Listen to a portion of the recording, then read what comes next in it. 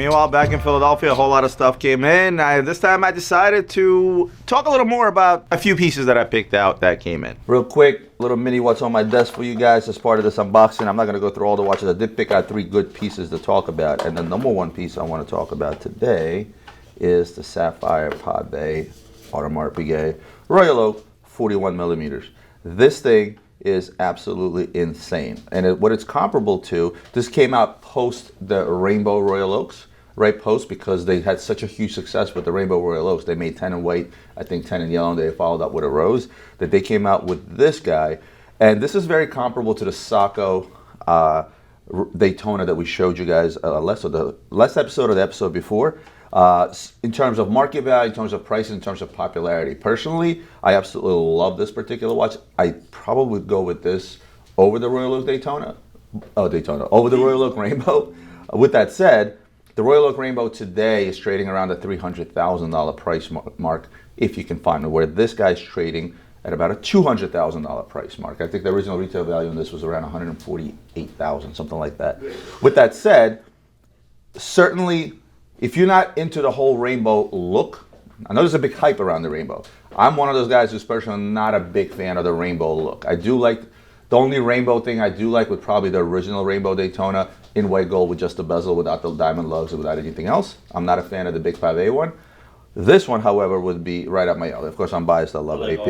I love AP. But if you look at the fact that the Sacco, at the Rainbow Daytona is like trading, I'd say, depending on condition, 500 to 600, and the other one is trading anywhere from 250 to 350, it becomes very comparable in terms of not only looks, but also pricing and market popularity. Next, I would like to talk about these Explorers. I talked to you guys about numerous times about certain sleeper watches, but Adrian's really is the one that's been pushing this particular watch and buying as many as you can. Why? First of all, aesthetically, I like the way it looks. I like this. I like the way this black dial with the red hand looks better than the current orange one. Just me personally. I think there's the 40 millimeter is the perfect case size versus the 42, especially in this watch. Agreed. And this 16570 reference is basically the first time the Explorer made it a GMT. Market price today? This is naked. Something like this today is around the $9,500 range. To like a full set? Exactly. So we're talking black dial, all the way upwards of like an unworn new OS white Polar that can be pushing, 10.5. And market price pre-COVID? It's probably a good 25% less. 25. I was going to say 25 to 30% less, yeah, which is good.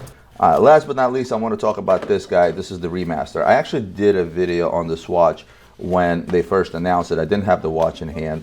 Again, one thing to note is not very often does a company do a new line, right? So if you think of Audemars Piguet, going back to when I started, you had Edouard Piguet, you had Jules Audemars, you had some funky ladies pieces, but that wasn't really considered a line.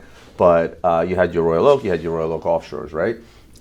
The Remaster is actually a new line, and a lot of people think this is the reissue of the 1943's chronograph. They only made about 307 chronographs, believe it or not. So it's pretty rare to find a AP chronograph from that era to begin with.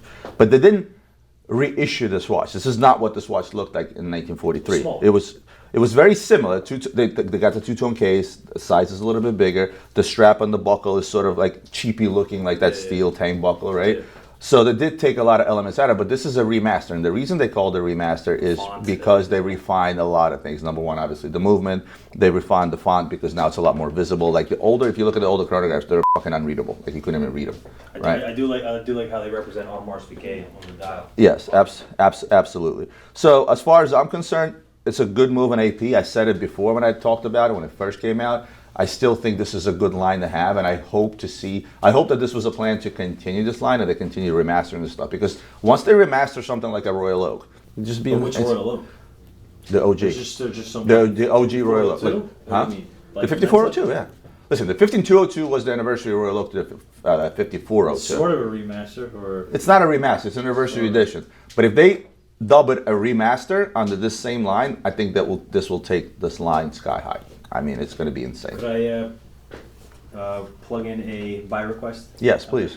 Any 15202 BAs with the champagne dial, please don't hesitate to. You've been looking for that for a minute.